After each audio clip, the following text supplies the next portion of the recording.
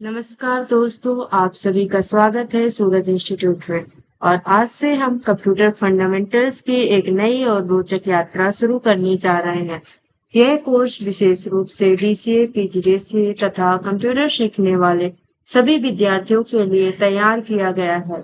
आज हमारी पहली कक्षा है जिसमें हम कंप्यूटर का परिचय, डेटा और सूचना तथा कंप्यूटर की प्रमुख विशेषताओं के बारे में विस्तार से अध्ययन करेंगे। तो आइए शुरू करते हैं।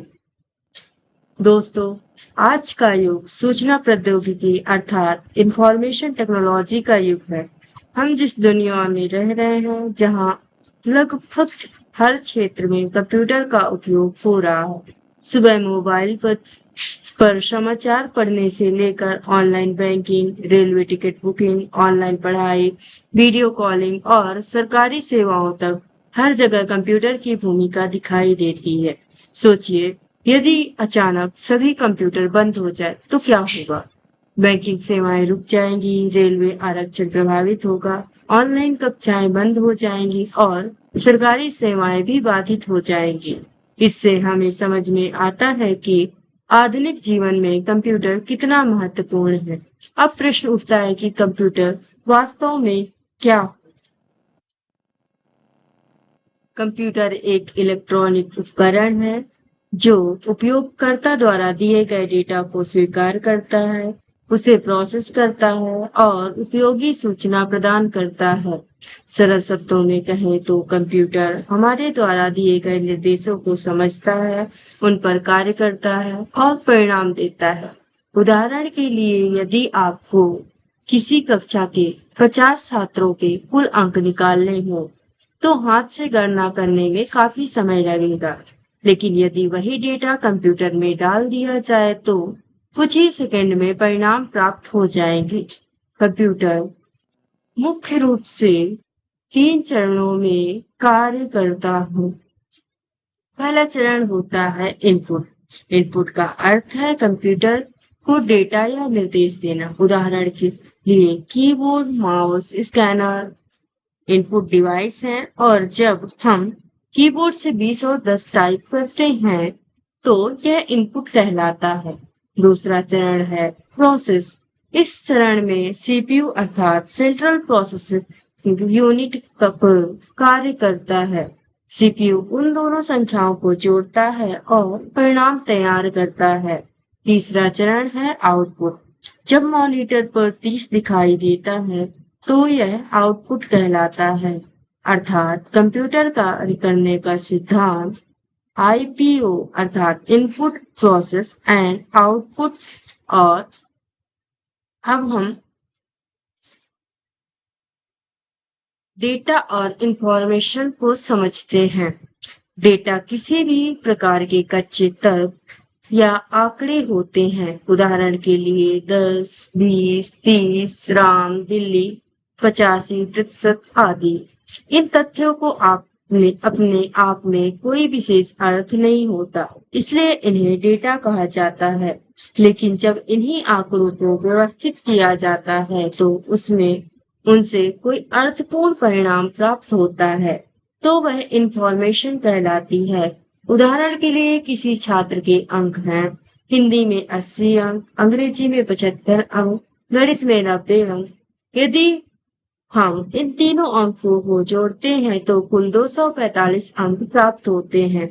यह 245 एक अर्थपूर्ण परिणाम है, इसीलिए इसे इंफॉर्मेशन कहा जाएगा। याद रखने योग्य महत्वपूर्ण बात यह है कि डेटा कच्चा तथ्य होता है जबकि इंफॉर्मेशन प्रोसेस किया हुआ और उपयोगी डेटा होता है। अब हम कंप्यूटर की विशेषताएं। कंप्यूटर की सबसे पहली विशेषता है स्पीड अर्थात गति। कंप्यूटर की यह लाखों और करोड़ों गणनाएं कुछ ही सेकंड में कर सकता है। उदाहरण के लिए बैंक में हजारों ग्राहकों का खाता विवरण कुछ ही सेकंड में प्राप्त किया जा सकता है। दूसरी विशेषता है एक्यूरेसी अर्थात शुद्धता। यदि कंप्यूटर को सही डेटा दिया जाए तो यह अत्यंत शुद्ध परिणाम देता है। उदाहरण के लिए 100 और 200 का योग हमेशा 300 ही होगा। तीसरी विशेषता है स्टोरेज कैपेसिटी अर्थात संग्रहण क्षमता। कंप्यूटर बहुत बड़ी मात्रा में डेटा संग्रहित कर सकता है। इसमें लाखों फोटो, हजारों वीडियो तथा महत्वपूर्ण दस्तावेज सुरक्षित रखे जा सकते हैं। चौथी विशेषता है डिलीजेंस अर्थात परिश्रमशीलता। मनुष्य लगातार कार्य करते करते थक जाता है, लेकिन कंप्यूटर बिना थके लगातार कार्य कर सकता है। यही कारण है कि बड़े डेटा सेंटर और सर्वर 24 घंटे कार्य करते रहते हैं।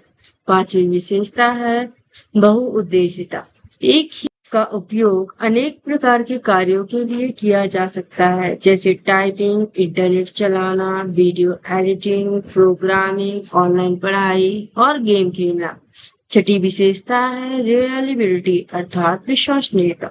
कंप्यूटर बार बार और सही विश्वसनीय परिणाम देता है। इस कारण बैंक, रेलवे, अस्पताल और सरकारी संस्थाएं कंप्यूटर पर भरोसा करती हैं। सातवीं विशेषता है ऑटोमेशन अर्थात स्वचालन। एक बार निर्देश देने के बाद कंप्यूटर स्वतः कार्य करता रहता है। उदाहरण के लिए कर्मचारियों का वेतन निकालना या बिजली बिल तैयार करना।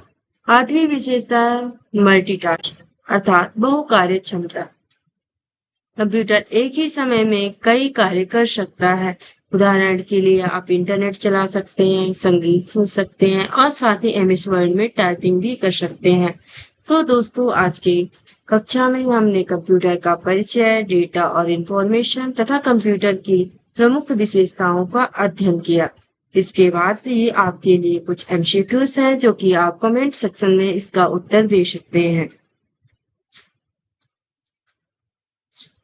मुझे आशा है कि यह कक्षा आपको पसंद आई होगी।